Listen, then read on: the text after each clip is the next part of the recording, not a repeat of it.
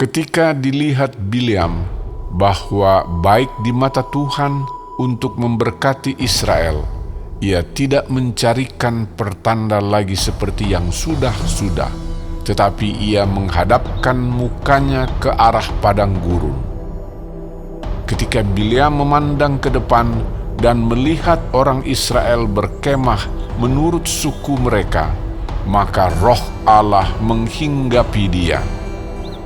Lalu diucapkannyalah sanjaknya, katanya, "Tutur kata Bileam bin Beor, tutur kata orang yang terbuka matanya, tutur kata orang yang mendengar firman Allah, yang melihat penglihatan dari Yang Maha Kuasa sambil rebah, namun dengan mata tersingkap.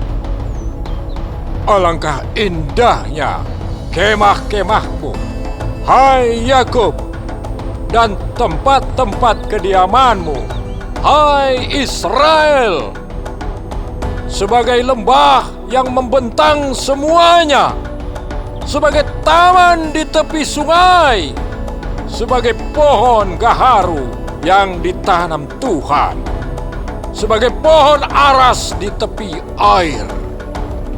Air mengalir dari timbanya, dan benihnya mendapat air banyak-banyak. Rajanya akan naik tinggi melebihi Agag, dan kerajaannya akan dimuliakan. Allah yang membawa mereka keluar dari Mesir adalah bagi mereka seperti tanduk kekuatan lembu hutan. Bangsa-bangsa yang menjadi lawannya akan ditelannya habis, dan tulang-tulang mereka akan dihancurkannya dan akan ditembaknya tembus dengan panah-panahnya. Ia meniarap dan merebahkan diri sebagai singa jantan dan sebagai singa betina. Siapakah yang berani membangunkannya? Diberkatilah orang yang memberkati engkau, dan terkutuklah orang yang mengutuk engkau. Lalu bangkitlah amarah Balak terhadap Bileam, dan dengan meremas-remas jarinya berkatalah ia kepada Bileam, "Untuk menyerapah musuhku, aku memanggil engkau, tetapi sebaliknya sampai 3 kali engkau memberkati mereka. Oleh sebab itu, enyahlah engkau ke tempat kediamanmu. Aku telah berkata kepadamu, aku telah bermaksud memberi banyak upah kepadamu, tetapi Tuhan telah mencegah engkau memperolehnya." Tetapi berkatalah Bileam kepada Balak, "Bukankah telah kukatakan juga kepada utusan-utusan yang kau kirim kepadaku?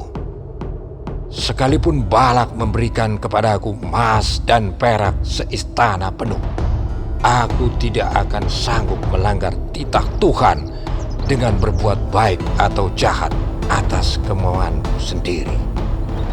Apa yang akan difirmankan Tuhan, itulah yang akan kukatakan. Dan sekarang, aku ini sudah hendak pergi kepada bangsaku. Marilah, kuberitahukan kepadamu apa yang akan dilakukan bangsa itu kepada bangsamu di kemudian hari." lalu diucapkannyalah sanjaknya, katanya, "Tutur kata Bileam bin Beor, tutur kata orang yang terbuka matanya, tutur kata orang yang mendengar firman Allah dan yang beroleh pengenalan akan Yang Maha Tinggi, yang melihat penglihatan dari Yang Maha Kuasa, sambil rebah namun dengan mata tersingkap. Aku melihat dia, tetapi bukan sekarang. Aku memandang dia, tetapi bukan dari dekat. Bintang terbit dari Yakub, tongkat kerajaan timbul dari Israel, dan meremukkan pelipis-pelipis Moab, dan menghancurkan semua anak Sem. Maka Edom akan menjadi tanah pendudukan dan Seir akan menjadi tanah pendudukan musuh-musuhnya itu. Tetapi Israel akan melakukan perbuatan-perbuatan yang gagah perkasa. Dan dari Yakub akan timbul seorang penguasa yang akan membinasakan orang-orang yang melarikan diri dari kota.